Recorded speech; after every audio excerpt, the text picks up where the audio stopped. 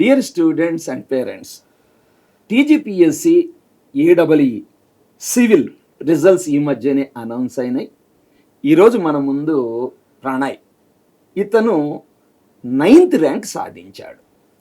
ప్రణయ్ మన దగ్గర civil gate class room coaching తీసుకున్నాడు. అదేవిధంగా జనరల్ స్టడీస్లో ఏఈకి క్లాస్ రూమ్ కోచింగ్ తీసుకున్నాడు. ఇక టెస్ట్ సిరీస్ రకరకాలు రాశాడు. సో తన యొక్క సక్సెస్ సీక్రెట్స్ అంటే ఏ విధంగా సాధించాడు బ్రీఫ్గా తెలుసుకుందాం. ఏదో ఒక పాయింట్ అయినా ఉపయోగపడుతుందని నా ఉద్దేశం. Pranay, congratulations first. నీ గురించి నువ్వు జస్ట్ బ్రీఫ్గా చెప్పమ్మా. ఓకే సార్, నేను వనపర్తి ప్రణయ్. నేను వరంగల్ నుంచి వచ్చిన సార్. వరంగల్ పక్కన మొగిలిచెల్ల అనే గ్రామం నుండి వచ్చిన సార్. మా అమ్మ నాన్న వచ్చేసి వ్యవసాయం చేసుకుంటారు, ఇప్పటికీ వ్యవసాయం చేస్తారు సార్. వ్యవసాయం చేస్తారు. వరంగల్ జిల్లా వరంగల్ పక్కన మొగిలిచెల్ల అనే గ్రామం సార్. మొగిలిచెర్ల గ్రామం. ఏందో ఈ మధ్య చూస్తే అందరూ వరంగల్ పిల్లగాళ్ళే కనబడుతున్నారు. ఓకే, వరంగల్ బాగా walking this time AE exams law. Okay, so మీరు గేట్ కోచింగ్ తీసుకున్నారు, general studies class room coaching తీసుకున్నారు. ఓకే, ఫస్ట్ మీరు జనరల్ స్టడీస్కి ఎలా ప్రిపేర్ అయ్యారు? అంటే గేట్ కోచింగ్ తీసుకున్నాకనే తెలంగాణలో ఏడవల్ నోటిఫికేషన్ వస్తుందని ఒక సమాచారం వచ్చింది సార్. అయితే అప్పటి వరకు జనరల్ స్టడీస్ మీద ఏం అవగాహన లేదు సార్. అట్లానే అప్పుడే ఏడవల్ అయిపోగానే ఇక్కడ ఒక బ్యాచ్ స్టార్ట్ అవుతుందని తెలిస్తే జస్ట్ జాయిన్ అయినా సార్. జాయిన్ అయినాక క్లాస్లో అంటే ఫస్ట్ టైమే కాబట్టి కొంచెం వినడానికి కొంచెం ఎంత ఇంట్రెస్ట్ రాకపోయేది. అందులో జనరల్ స్టడీస్ అంటే ఇంజనీర్లు కొంచెం భయం ఉంటుంది, చులకన ఉంటుంది. దాని తర్వాత కానీ ప్రతిరోజు అన్ని క్లాసులు అటెండ్ అయ్యి నోట్స్లు అయితే రాసుకున్నాను సార్. దాని తర్వాత ఏమైందంటే ఇక నోటిఫికేషన్ వస్తుంది. నేను జనరల్ స్టడీస్ యొక్క ఇంపార్టెన్స్ తెలిసింది సార్. ఎందుకంటే 150 మార్కులు ఇప్పుడు ఎట్లా చదవాలి కాబట్టి ఆ నోట్స్ని రివైజ్ చేయడం, ఏస్లో కరెంట్ అఫేర్ క్లాస్ రెగ్యులర్ జరిగేది. 1-2 years నుంచి రెగ్యులర్ ఫాలో అయ్యేవాడిని సార్. ఓకే, యాప్టిట్యూడ్ కూడా ఉంటుంది కదా జనరల్ స్టడీస్లో, అది కూడా బాగానే రాసావు ఎగ్జామ్లో? యాప్టిట్యూడ్ అంటే బేసిక్గా వచ్చేది సార్. బేసిక్ బాగా చేసేసావు. సో ఇంగ్లీష్ ఎలా చేసావు? ఇంగ్లీష్ కూడా బేసిక్గా వచ్చేది సార్. ఇంగ్లీష్ కూడా మంచిగా వచ్చింది. ఓకే, మెయిన్ జనరల్ స్టడీస్ సబ్జెక్ట్స్లో హిస్టరీ, జాగ్రఫీ ఇవి ఎలా ప్రిపేర్ అయ్యావు? Telangana movement, Telangana history, Telangana culture, ఇది మా వరంగల్లో దాదాపు ఎక్కువ హిస్టరీ అంతా వరంగల్ వాళ్ళకే ఉంటుంది. మాకు కొంచెం రిలేటెడ్ ఉంటుంది సార్. తెలంగాణ మూమెంట్, తెలంగాణ చదివే టైంలో మాకు అంటే అంత ఇంట్రెస్టింగ్ ఉంటుంది సార్. దాని తర్వాత హిస్టరీ క్లాసులు ఇక్కడ హిస్టరీ, ఎకనామిక్స్ అంటే కొంచెం కష్టంగా ఉంటుంది సార్. ఎకనామిక్స్ వచ్చేసి మళ్ళీ సెకండ్ టైం విన్నా సార్. మళ్ళీ ఇంకోసారి ఎకనామిక్స్ కోసమే ఆన్లైన్లో తీసుకొని విన్నా సార్. మళ్ళీ ఆన్లైన్లో very good. So class room లో తీసుకున్నావు, మళ్ళీ ఆన్లైన్లో తీసుకున్నావు. ఎకనామిక్స్ అయితే అర్థం కాలేదు సార్. అది అర్థం కాకపోతే మళ్ళీ తీసుకొని కానీ ఎకనామిక్స్ అయితే బాగా సెకండ్ టైం తీసుకున్నాక బాగా అర్థమైంది. తర్వాత history, polity, Indian history, polity, geography అన్నీ ఓకే సార్. కరెంట్ అఫైర్స్ కి ఏం చేసేవాడు నాన్న? కరెంట్ అఫైర్స్ కి మంత్లీ ఒకసారి, వీక్లీ ఒకసారి అట్లా యూట్యూబ్లో క్లాసెస్ పెట్టేది సార్. ఏసీ ఇన్స్టిట్యూట్ ఉండే ఆ క్లాసెస్ని రెగ్యులర్గా అంటే టైం బోర్ కొట్టినప్పుడు యూట్యూబ్ ఓపెన్ చేసి నోట్స్ రాసుకునేవాడు సార్. మళ్ళీ దాన్ని రివైజ్ చేసుకునేది. ఓకే, మన యూట్యూబ్ లైవ్ క్లాసులు కరెంట్ అఫైర్స్ నుంచి మొత్తం చూసుకున్నాం. ఓకే, సో ఫైనల్గా జనరల్ స్టడీస్ పేపర్ 1 అయ్యాక నీకు కాన్ఫిడెన్స్ అనిపించిందా? అయితే ఫస్ట్ జనరల్ స్టడీస్ టీఎస్పీఎస్సీలో రాసిన ఎగ్జామ్ ఏంటంటే గ్రూప్ 1 సార్. టీఎస్పీఎస్సీ రాసావు? అది అంటే నేను ఎంతవరకు ప్రిపేర్ అవుతున్నా నాకు తెలియదు సార్. జనరల్ స్టడీస్ అసలు నీ స్థాయి ఏందో చూసావు? అది నాకు తెలియదు. కానీ పోయి గ్రూప్ 1 ఎగ్జామ్ రాసిన సార్. రాసినాక 78 వచ్చినాయి సార్. ఫస్ట్ అటెంప్ట్లో 78 వచ్చినాయి. క్వాలిఫై అయినా సార్. గ్రూప్ 1లో క్వాలిఫై అయిన తర్వాత నాకు కాన్ఫిడెన్స్ జనరల్ స్టడీస్లో జిఎస్లో కాన్ఫిడెన్స్ బిల్డ్ అయింది సార్. దాని తర్వాత ఎగ్జామ్ అంటే పేపర్ లీక్ అయిన ఎగ్జామ్లో కూడా 100 వచ్చినాయి సార్. అందరూ కూడా 100 వచ్చినాయి. దాని తర్వాత ఇప్పుడు లేటెస్ట్ ఎగ్జామ్లో 110+ వచ్చినాయి సార్. 110+ వచ్చినాయి. టెక్నికల్ పేపర్ ఎలా ప్రిపేర్ అయ్యావు? అంటే నీకు ఏది ఎక్కువ ఇంట్రెస్ట్ ఉండేది ఏ సబ్జెక్ట్స్లో టెక్నికల్లో? నాకు నేను ఎంటెక్ చేసిన సార్ జేఎన్టీయూలో. ఏంటి స్పెషలైజేషన్ అమ్మా? Water and environmental technology. Okay, so natural గా ఫ్లూయిడ్ మెకానిక్స్ రిలీజ్ ఉంటావు. డబ్ల్యూ ఫ్లూయిడ్ మెకానిక్స్, బాగా హైడ్రాలజీ 3 బాగా ఇంట్రెస్ట్ సార్. అయ్యే బాగా చేసిన కానీ డబ్ల్యూలో వెయిటేజ్ రాలేదు సార్. డబ్ల్యూ అసలు రాలేదు. ఈ ఎఫ్ఎం, హైడ్రాలజీ, ఇది ఇరిగేషన్, ఈ 3 బాగా అది ఇంట్రెస్ట్ మా ఎంటెక్లో చదివేవు కదా ఎక్కువ ఇంట్రెస్ట్ ఉండేది సార్. మరి జియోటెక్ ట్రాన్స్పోర్టేషన్ ఎలా జియోటెక్ ట్రాన్స్పోర్టేషన్ డబల్ ఇవి వచ్చేసి గేట్ అప్పుడే బాగా ప్రిపేర్ అయ్యింది సార్. నేను కాలేజీలో ఉన్న 4th వెళ్ళినప్పుడే ఎగ్జామ్ రాసిన సార్. గేట్ ఎగ్జామ్ రాస్తే మా కాలేజ్ మొత్తం నేను ఒక్కనే క్వాలిఫై అయినా సార్. సరే ఇప్పుడు టెక్నికల్లో ఒక 150 క్వశ్చన్స్ ఉన్నాయి. అవును సార్. అన్ని సీరియల్గా అంటే అదే జనరల్ స్టడీస్ కూడా సీరియల్గా అటెంప్ట్ చేసుకుంటూ వచ్చావా, లేకపోతే నీకు కరెక్ట్ అనిపించిందే చేసి మిగతాయి తర్వాత చేసావు? ఏంటి నీ పద్ధతి? పేపర్ ఆన్ చేయగానే మనకు టైం స్లాట్ ఉంటుంది కదా సార్. టైం స్లాట్ మళ్ళీ వేరే క్వశ్చన్కి వెళ్తే ప్రాబ్లం అవుతుంది అంటే ఫస్ట్ క్వశ్చన్ అంటే చూసుకుంటూ వచ్చేవాడిని సార్. తెలిస్తే అక్కడే పెట్టేసి, తెలియకపోతే అన్ని మార్క్ చేసుకున్నాడు పెట్టేది. మార్క్ రివ్యూ పెట్టినాక లాస్ట్ టైం ఎట్లా టైం ఉంటుంది కదా సార్, టైం ఉంటుంది లాస్ట్ చెక్ చేసి. సపోజ్ జనరల్ స్టడీస్ లో ఫస్ట్ రౌండ్ లో ఎన్ని క్వశ్చన్ చేసి ఉంటావు? 150కి 80+ అది చేసిన సార్. 80+ చేసావు. తర్వాత సెకండ్ రౌండ్ మళ్ళీ రివర్స్ మళ్ళీ వచ్చేసి సార్. సెకండ్ అటెంప్ట్ లో అదే సెకండ్ రౌండ్ లో కొన్ని చేసినట్టు అనిపించింది. అంటే ఎక్కువ టైం తీసుకుని అనిపిస్తే సెకండ్ రౌండ్ లో చూసేది సార్. ఎట్లా టైం ఉంటుంది అక్కడ అది అర్థమైంది. అంటే కొందరు ఏం చేస్తారంటే, సార్ నాకు హిస్టరీ అంటే ఎక్కువ ఇంట్రెస్ట్ అని హిస్టరీ క్వశ్చన్ చూడడం, జాగ్రఫీ అంటే ఇష్టం అలా చూసావా, లేకపోతే సీరియల్ గా చూసుకుంటా అట్లా క్వశ్చన్లు ఎత్తుకుంటే టైం వేస్ట్ అవుతుంది సార్. అట్లా అని చెప్పేసి ఫస్ట్ ఉండే వచ్చాను సార్. సో టెక్నికల్ పేపర్ కూడా అలానే జరిగింది? అంతే సార్, టెక్నికల్ పేపర్ కూడా అంతే సార్, అలానే జరిగింది. అసలు నువ్వు డైలీ ఎన్ని గంటలు ప్రిపేర్ అయ్యేవాడివి?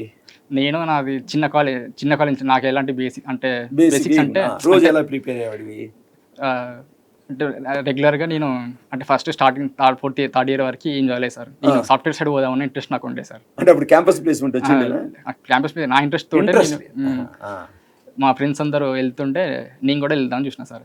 అయితే సడన్గా మా అన్నయ్య డబ్బులు ఇచ్చేసి అదే అంటే గేట్ కోచింగ్ తీసుకున్నట్టు చెప్పింది సార్. అప్పుడు 50,000 అప్పుడు 50,000 సార్. డబ్బులు చాలా ప్రాబ్లం ఉండేది. ఫ్రెండ్ మా అన్న వాళ్ళ ఫ్రెండ్ వాళ్ళ దగ్గర తీసుకొని వచ్చి ఇచ్చింది సార్. పోయి జాయిన్ అయినా. నాకు అప్పుడుకి ఇంట్రెస్ట్ లేదు సార్. అంటే ఈ టెక్నికల్ సైడ్ అంటే అప్పటికి కూడా సాఫ్ట్వేర్ ఉండే. ఒక 10 days రెగ్యులర్ క్లాస్ వచ్చిన తర్వాత ఫీజు కట్టినందుకైనా రోజు పోయి క్లాస్ వినాలి అన్నట్టు వచ్చేది సార్. 10 days తర్వాత అదే 10-15 days తర్వాత ఇంట్రెస్ట్ రావడం మొదలుపెట్టింది సార్. నేను మార్నింగ్ వేస్తాను సార్. 5 o'clock లేచి రావాలి సార్. 4:35కి లేచి రెడీ అయ్యి 5 o'clock స్టార్ట్ అయ్యి 6 o'clock డిసిప్లిన్ వచ్చింది. ఒక 10 days అయితే 10 days తర్వాత మంచి ఇంట్రెస్ట్ వచ్చింది సార్. కానీ ఏ రోజు కూడా ఒక క్లాస్ మిస్ కాలేదు సార్.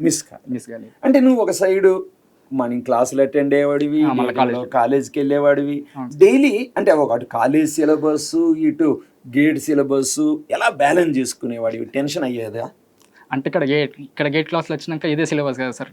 అకాడమిక్స్లో సేమ్ సిలబస్ కాబట్టి అక్కడ అసలు ఎలాంటి ప్రాబ్లం ఉండదు. డైరెక్ట్ పోయి రాసినా పాస్ అవుతాం సార్. పాస్ అవ్వంటే మంచి మార్క్స్ వస్తాయి సార్. సో నువ్వు గేట్ క్వాలిఫై అయ్యావా? ర్యాంకు ఫస్ట్ అటెంప్ట్లో క్వాలిఫై అయినప్పుడు తక్కువ 30 మార్క్స్ వచ్చినాయి సార్. పర్లేదే, జస్ట్ క్వాలిఫై అయినా సార్. సరే, క్వాలిఫై 30 మార్క్స్ గొప్పలే. కానీ సో ఇప్పుడు ఫస్ట్ టైం ఎగ్జామ్ క్యాన్సిల్ అయింది కదా, AEE. ఎలా అనిపించింది నీకు? రాసి బుక్లన్నీ పక్కన పెట్టినా అంటే ఓకే వస్తుందన్న కాన్ఫిడెన్స్ అయితే ఉంది సార్.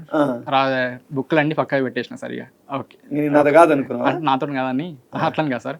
జాబ్ అయితే వస్తుంది ఎగ్జామ్ రాసినాక, జాబ్ అయితే వస్తుందని చెప్పేసి బుక్లు పక్కన పెట్టి ఇక ఒక వెకేషన్ అంటే కొంత రెస్ట్ తీసుకుందాం అన్నట్టు ఉండే సార్.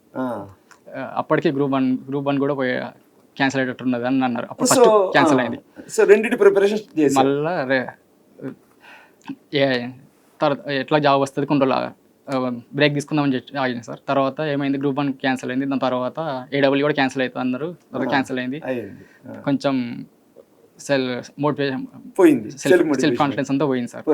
పోయినాక అట్లా ఇంకో 5-10 days కొంచెం బ్రేక్ తీసుకొని నెమ్మది ఈసారి ఏదేమైంది సార్ ఇంకా గట్టిగా ట్రై చేయాలని చెప్పేసి ట్రై చేసాను సార్. ఇప్పుడు సెకండ్ టైం క్యాన్సిల్ అయింది, ఎగ్జామ్ మళ్ళీ జరిగింది కదా, అప్పుడు మళ్ళీ సీరియస్నెస్ వచ్చేసిందా 1 week 10 days ముందు? అప్పుడు ఇంకా అంటే నేను చదవకపోతే నా ఎన్నుకున్న వాళ్ళందరూ నా ముందరికి వస్తారు. నేను ఖచ్చితంగా నేను రేస్లో ఇక్కడ ఆగిపోతే నాకే ప్రాబ్లం అవుతుందని చెప్పేసి నేనే మళ్ళీ సెల్ఫ్గా మోటివేట్ చేసుకొని నేనే స్టార్ట్ చేసాను సార్.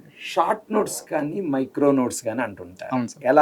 ఎలా ప్రిపేర్ చేసుకున్నావు అసలు నువ్వు? ఏమన్నా అందరూ చదివిన తర్వాత టెస్టులు రాస్తారు కదా సార్. నేనేం చేసేదంటే ఫస్ట్ టెస్ట్ సిరీస్ ఓపెన్ చేసి టెస్ట్ సిరీస్ రాసేది. రివర్స్ టెస్ట్ సిరీస్ రాసేది. ఎక్కువ క్వశ్చన్స్ అక్కడ తప్పు చేస్తే మనకు గుర్తుండిపోతాయి కదా సార్. అంటే బహుశా నీ ఉద్దేశం ఎక్కువ ఫెయిల్యూర్స్ అసలు అయితే నేను ఎక్కడున్నాను, అవును, చదవక ముందు ఎక్కడున్నా, చదవకముందు ఎక్కడున్నా, చదివిన తర్వాత ఎక్కడున్నా అన్నట్టు Reverse. ఎక్కువ క్వశ్చన్స్ పోతాయి కదా సార్. పోతాయి. అప్పుడు ఎక్కువ మిస్టేక్ చేస్తే ఎక్కువ గుర్తుంటుంది. మళ్ళీ ఆ మిస్టేక్ చేసిన పాయింట్ ఖచ్చితంగా గుర్తుంటుంది. ఖచ్చితంగా గుర్తుంటుంది. First suppose 10th materials exam 1 నువ్వు గతంలో ఏముంది ఫస్ట్ ఎగ్జామ్ రాసావు, ఫస్ట్ ఎగ్జామ్ రాసామండి సార్.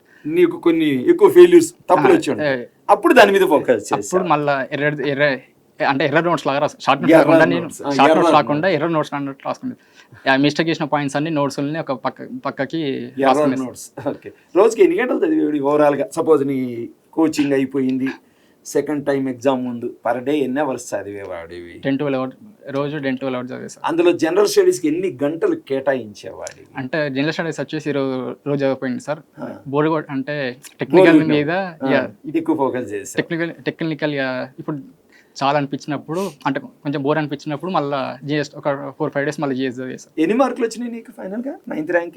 381 వచ్చినట్టు, 380 చేంజ్ వచ్చినట్టు. ఏ డిపార్ట్మెంట్ అలాట్ అయిందమ్మా? పబ్లిక్ హెల్త్ తీసుకున్నా సార్. Public health. ఓకే, మంచిదేలే. తర్వాత ఇప్పుడు ఫర్ ఎగ్జాంపుల్ జాబ్ క్యాలెండర్ ఒకటి అనౌన్స్ అయింది, అందరి మంచి కోసమే. మీ రోజులో జాబ్ క్యాలెండర్ లేదు. మా అప్పుడు ఏంటంటే మేము కోచింగ్ తీసుకున్నప్పుడు రేపు వస్తుంది, మాపు వస్తుంది, రేపు వస్తుంది, మాపు వస్తుంది అని నోటిఫికేషన్ వస్తుంది అనేది సార్. అప్పుడు మాకు అంటే జస్ట్ అనేది 5 సంవత్సరాలు గడిచింది, 22 దాకా అప్పుడు మాకు మేము ప్రిపేర్ అవుతూ ఉండేది, కానీ మాకు కాన్ఫిడెన్స్ అంతా పడిపోయేది. హాస్టల్ ఫీజులు కట్టడం, ఉండడం, చాలా ఫైనాన్షియల్ గా. జాబ్ క్యాలెండర్ వచ్చింది, జాబ్ క్యాలెండర్ వల్ల కొద్దిగా అటో ఇటో ఈ నెలలో ఎగ్జామ్ జరుగుతుంది, ఈ నెలలో నోటిఫికేషన్ అని వస్తుంది. సో దీనివల్ల అడ్వాంటేజ్ ఏంటంటావు కాలేజ్ గోయింగ్ స్టూడెంట్స్ కి? ఇప్పుడున్న స్టూడెంట్స్ కి అడ్వాంటేజ్ ఏంటంటే ఇప్పటి నుంచి ప్రిపరేషన్ స్టార్ట్ చేయడం. సెకండ్ థర్డ్ వాళ్ళకి ఖచ్చితంగా ఎగ్జామ్ వస్తుంది, వాళ్ళకు తెలుస్తుంది. అంటే ఈ మంత్ లో ఒక 1-2 మంత్స్ అటు ఇటు అయినా గ్యారంటీ ఉంది, ఒక 1-2 మంత్స్ అటు ఇటు అయినా క్యాండిడేట్ వస్తుంది, అలా నోటిఫికేషన్లు వస్తాయి. ఇయర్ ఇప్పుడు ఫెయిల్ అయినా, ఈ ఎగ్జామ్లో ఫెయిల్ అయినా కానీ సెంట్రల్లో కానీ ఇక్కడ కానీ ఎగ్జామ్స్ ఉంటాయి సార్. ఎస్ఎస్సిలో అని ఆర్ఆర్బీలో ఇప్పుడు రెగ్యులర్ పడుతూనే ఉంటాయి సార్. ఏదో ఒకటి ఆర్ఆర్బీ ప్రిపరేషన్లో ఉంటే అదే హార్డ్ వర్క్ అనేది చేస్తూ ఉంటే సక్సెస్ అవుతాం సార్. జనరల్ మెసేజ్ ఏమన్నా ఇస్తావా పిల్లలకి? అంటే నువ్వు ఎన్నో వ్యవసాయ కుటుంబం నుంచి వచ్చావు, వ్యవసాయదారుల కుటుంబం నుంచి వచ్చావు, ఆల్మోస్ట్ చెప్పాలంటే మారుమూల గ్రామం నుంచి వచ్చావు. సో సిటీకి వస్తున్నారు, ఈ పిల్లల్ని దృష్టిలో పెట్టుకొని కోర్ బ్రాంచ్లు సివిల్, మెకానికల్, ఎలక్ట్రికల్ దృష్టిలో పెట్టుకొని ఏదైనా ఒక సందేశం ఇస్తావా అందరికి? అంటే ఇప్పుడు ఎక్కువ రూరల్ నుంచి వచ్చే వాళ్ళు కొంచెం భయపడతారు సార్. మీ ఇప్పుడు ఫస్ట్ టైం హైదరాబాద్కి వస్తున్నాం, అక్కడ చాలా మంది కాంపిటీషన్లో ఉంటారు, మాకంటే ముందు ఉంటారు అన్నట్టు కొంచెం భయపడతారు సార్. ఎగ్జాంపుల్ కదా 9th ర్యాంక్. అదే చెప్తున్నారు. అంటే వాళ్ళకంటే ఒక 2 hours ఎక్కువ కష్టపడితే, రెగ్యులర్ కన్సిస్టెంట్ కష్టపడితే వాళ్ళతో పాటు పోటీ పడచ్చు, వాళ్ళని కూడా దాటేస్తారు. సో మనకు ఫస్ట్ మన కాన్ఫిడెన్స్ మనం బిల్డ్ చేసుకున్న తర్వాతనే మనం. సో ప్రణయ్ చెప్పేది ఏంటంటే నాది గ్రామీణ నేపథ్యం, ఈ సిటీ వాళ్ళతో నేను ఏం చేయగలుగుతా అని భయపడాల్సిన అవసరం లేదు. అవసరమైతే 1 గంట 2 గంటలు ఎక్స్ట్రా చదువు, అంతే. నిన్ను ఎవరు ఆపలేరు. ఫస్ట్ మనం కాన్ఫిడెన్స్ బిల్డ్ చేసుకున్నాక స్టార్ట్ చేయాలి సార్. కాన్ఫిడెన్స్ అసలు జనరల్గా ఏంటంటే ఎక్కువ మంది ఇన్ఫీరియారిటీ కాంప్లెక్స్, నాతోటి కాదు అని అనుకుంటారు. ఎవరైనా ఒకటే లెవెల్ నుంచి వస్తారు సార్, వాళ్ళు కొంచెం ఎక్కువ కష్టపడి ఉంటారు. వాళ్ళకంటే ఎక్కువ మనం కష్టపడితే మనం వాళ్ళు దాటిపోతాం అంతే. నీ బ్యాక్గ్రౌండ్ ఎలా ఉన్నది, 1 గంట బదులు 2 గంటలు, 2 గంటల బదులు 4 గంటలు, కొంచెం ఎక్స్ట్రా కష్టపడాలి, అంతే కదా. సో ఆ డిటర్మినేషన్ ఉండాలి. ఓకే ప్రణయ్, బాగా చెప్పావు, కంగ్రాచులేషన్స్. జర్నీలో నాకు హెల్ప్ చేసిన వాళ్ళకి థ్యాంక్స్ చెప్పాను.